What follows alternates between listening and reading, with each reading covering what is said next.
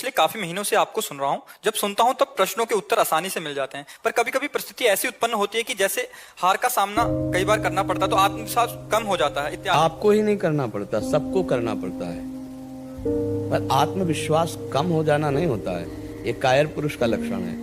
हारने पर एक जोश पैदा होता है कि अब की बार तो मैं परास्त हो गया, लेकिन अब की बार ऐसा उठूंगा कि मुझे परास्त नहीं कर पाएगा। आप भगवान के अंश हैं, इस बात को समझिए। परास्त होना या विजयी होना ये खास बात नहीं है, लेकिन आत्म उत्साह टूट जाना ये खास बात है। आज हम विजयी हुए हैं तो कल हम पराजित भी हो सकते हैं। बहुत बड़ा योद्धा है काम, क्रोध, लोभ, मोह, मद, मत्सर। अगर हम आज हारे हैं तो कल विजयी भी हो सकते हैं, क्योंकि हम भगवान के अंश हैं, भगवान का भजन करते हैं, सत्शास्त्र का श्रवण करते हैं, सत्य धर्म में चलते हैं। हार हो गई तो निराशा नहीं, आत्मविश्वास नहीं टूटना चाहिए। आत्मविश्वास टूट गया तो रह क्या गया हमारे पास? फिर कुछ नहीं रह गया।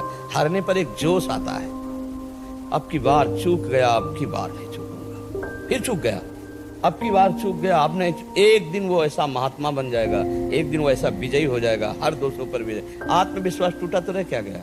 आत्मविश्वास तो हम जिंदगी भर नहीं तोड़ेंगे, मरते सांस तक हम कोशिश करेंगे किसको हराएंगे।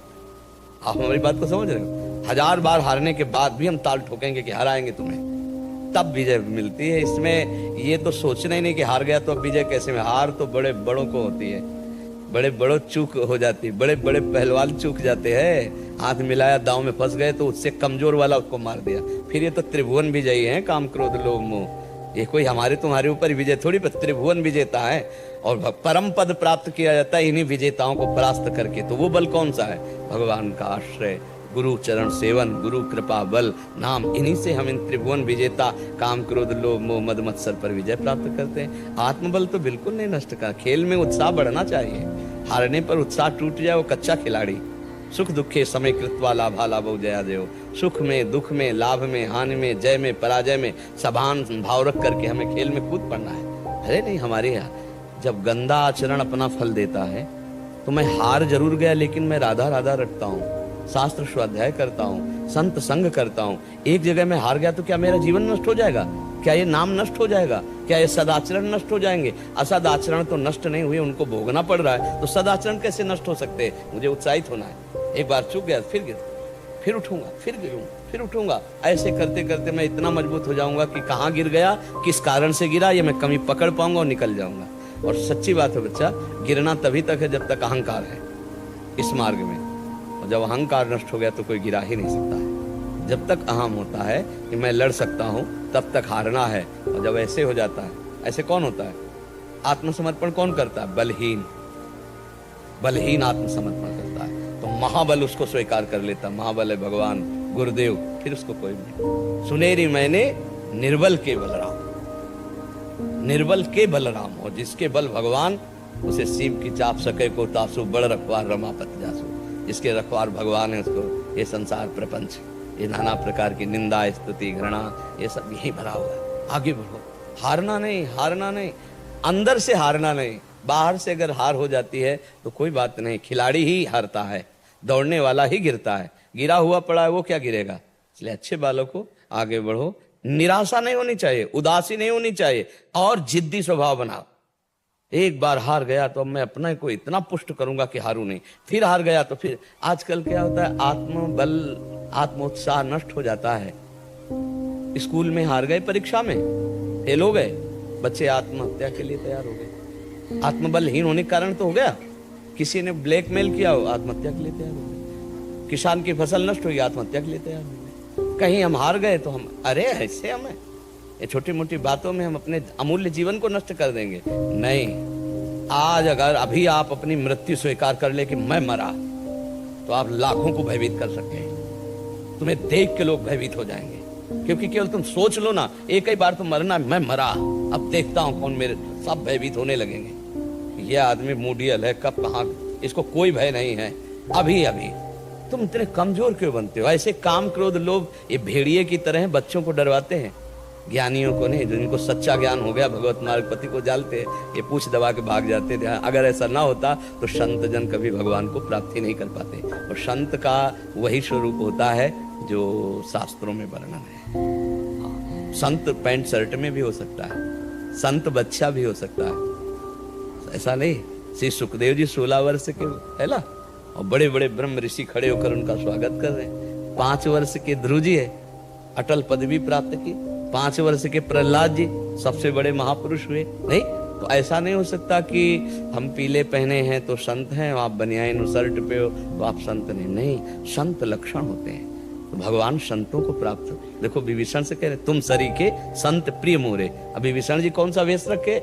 राजमंत्री हैं, रावण के भाई हैं, उनका हृदय संत है। भगवान हृदय की बात को देखते हैं, हृदय से कभी नहीं हारना चाहिए। ये तो पक्का समझ लो, ये हम सबके लिए प्रार्थना करते हैं कि किसी भी परिस्थिति में हारना स्वीकार मत करो। आत्मबल को छीण कर देना ये बड़ी हाल होगी। और बाहर हम हार गए तो आज नहीं तो कल जीत जाएंगे, जीत जाएंगे। आप खेल में देखो ना, कहीं परास्त होता है तो कहीं विजय कप लेके आता है कि भाई हम जीत गए, होता है कि नहीं? आप देखो ना, प्रगट लीला में देखो संसार में, तो तुम भगवत मार्ग के पति को हारना नहीं। परिस्थिति तो आती है, किसके जीवन में परिस्थिति नहीं आती? किसके जीवन में संघर्ष नहीं आता?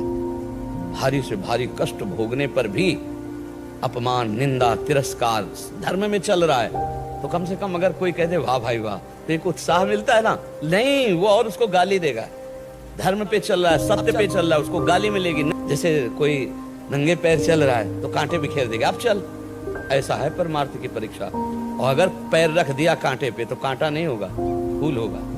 इस मार्ग पे चलने वाले के मार्ग में जो कांटे बिछाए जाते हैं, बिछाने वाले के लिए तो त्रिशूल का काम करेंगे, लेकिन जो पग रख देता है उसके लिए फूल है। जो ताको काटा बवे ताहि बवे तो फूल। अपना कर्तव्य, अपना धर्म, और जो ही कदम रखा तो तुमको फूल के फूल हैं, वाको है त्रिशूल, वो उसको भोगना पड़ेगा। इसलिए बहुत कठिन मार्ग है।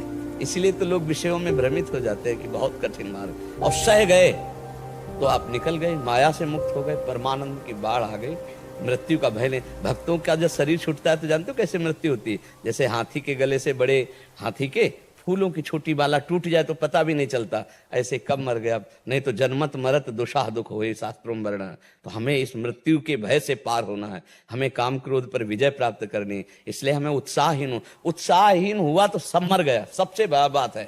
जीते जी आज डिप्रेशन में लोग क्यों हो रहे हैं? पापाचरण कर रहे हैं, उत्साहहीन हो रहे हैं, आनंद है नहीं अंदर, तो बस सोच करके खोखला होते चले जा रहे हैं।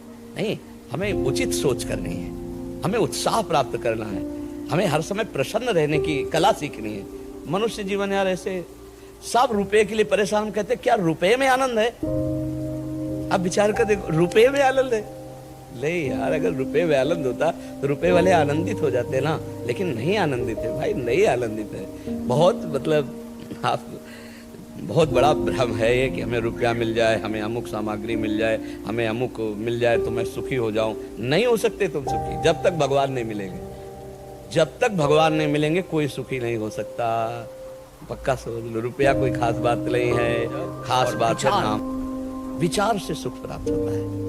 जब कोई निंदा करे, जब कोई विघ्न डाले, तो तुम तुरंत समझ जाओ कि अब हमारी भूमिका बदलने वाली है, मुझे प्रश्न का उत्तर देना है। तुम गाली दो, मैं मुस्कुरा के निकलता हूँ, तो आध्यात्मिक की भूमिका बदल जाएगी। हमारी बात समझ लो। और ये बड़े बड़ों को सामने गाली सहना पड़ा है। सामने भगवान जब अवतरित हुए थे, स्वयं समझा रहे हैं दुर्योधन को, समझ में आ रहा है क्या? वो मान ही नहीं रहा भगवान को, भगवान नहीं मान रहा है, भगवान समझा रहे सब। तो हम तो भगवान के दास है, हमारी बात सबकी समझ में कैसे आ जाएगी? ये कभी सोचे ना कि हम सतमार्ग में चल रहे हैं तो हमारी बड़ाई हो। घर वाले प्रतिकूल हो जाएंगे, पड़ोसी प्रतिकूल हो जाएंगे, बगल से ही निंदा होने लगेगी। अब चलो, अगर छोड़ के बैठ गए तो फिर असली हार हो गई। और अगर आप चल गए भगवत मार्ग में तो जीत जाओगे। ये भगवत मार्ग है, बहुत कठिन मार्ग है, बहुत कठिन मार्ग है।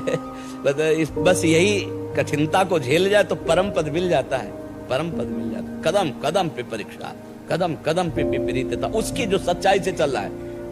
झूठे चलोगे ड्रामा करके तो हलवा पूड़ी खाओगे, मौज से रहोगे। अगर सच्चाई से चले तब फिर प्रश्नवाचक चिन्ह खड़ा हो जाता है। प्रश्नवाचक संसार का इतना विचित्र स्वरूप है कि किसी को कभी भी राजी नहीं किया जा सकता है, किसी को राजी नहीं किया जा सकता। परमार्थ में चलने पर इतना तो होता है कि यार दो सपोर्ट तो कर दे कि वाह भाई वाह, शाबाश, क्या बात है, तुम ऐसा चल रहे हो, तो मन उत्साहित हो जाए। लेकिन नहीं, वो तुम्हें गिराना चाहेगा, तुम्हारी निंदा करेगा, तुम्हारा अपमान करेगा, तब तुम्हें चलना है, चल के तब तुम्हें दिखाना है। इसलिए बच्चा, आत्म बल तो तोड़ना ही मत कभी, आत्म बलवान रहो। विजय हमारी इसलिए अवश्य होगी क्योंकि हम भगवान की शरण में और हम भगवान के अंश हैं। अगर ये शरीर छूटा तो हम दूसरा शरीर पाएंगे, तो भी हम भगवान का भजन करके भगवान की प्राप्ति करेंगे।